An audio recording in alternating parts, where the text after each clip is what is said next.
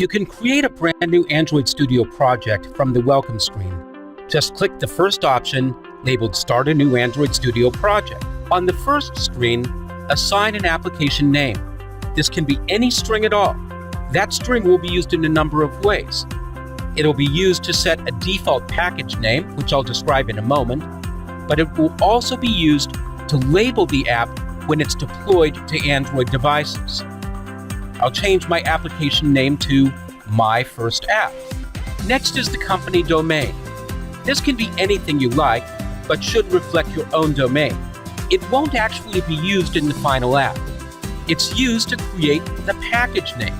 Each app has a package name, also known as the application identifier. It has to be a globally unique string, and the best way to get that uniqueness is to start with your company or organization's domain and then use a Java-style package name.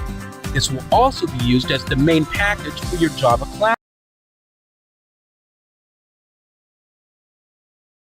classes. Whatever you set as your company domain will be translated as the package name. So if I change this from david.example.com to android.example.com, I see the package name being changed also. If you don't like the package name that's being generated, just click the edit link on the right, and then you can change it. I'll change my package name to com.example.android.sample, and I'll use this same package throughout the entire course, so I'm not creating a whole bunch of different apps on my devices. Next is the project location. The default location will be in a folder that's named for the app, but without any spaces, and is placed in a folder named Android Studio Projects under your home directory. This directory is not like Eclipse workspaces. It's just a directory, and it doesn't contain any configuration information. And if you don't like that location, you can easily change it to whatever you want. I'll accept that location though, and click Next. On this screen, you're asked which form factors your app will run on. In Android Studio 2.0, you can build apps for phone and tablet, for Android Wear or watches, for Android TV, Auto, and Google Glass. In this course, I'll only be focusing on phone and tablet apps. You also set your minimum SDK on this screen. The minimum SDK indicates the oldest version of Android that your app will run on.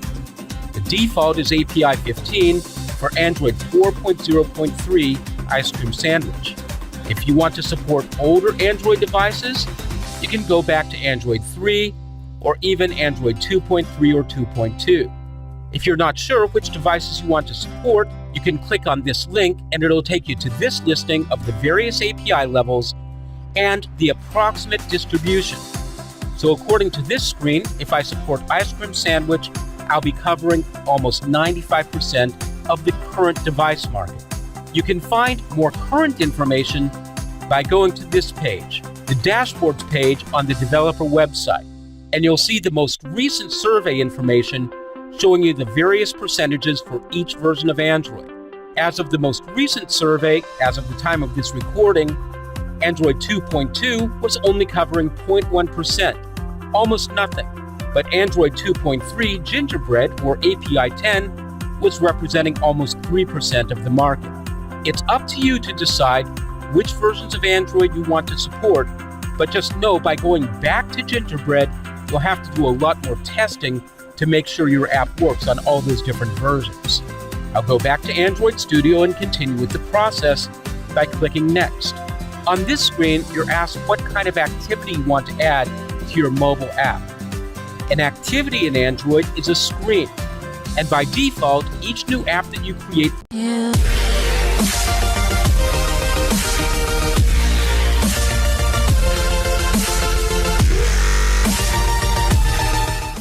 through Android Studio will have one starting screen.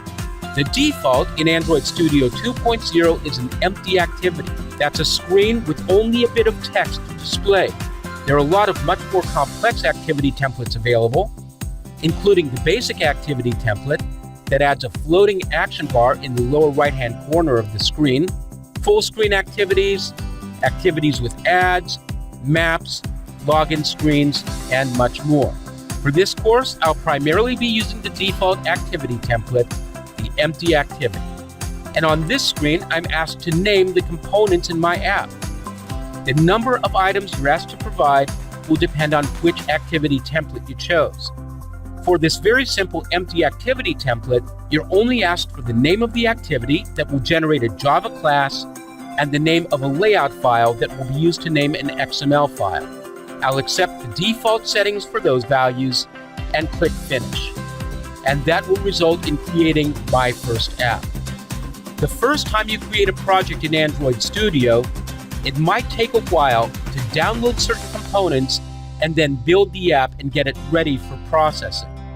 But after that, creating additional projects should go pretty quickly.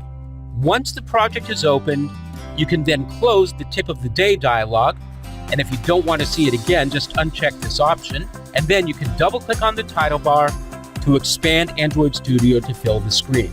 And if you've gotten this far, then your Android Studio project has been created, and you're ready to customize it and then run it on Android devices.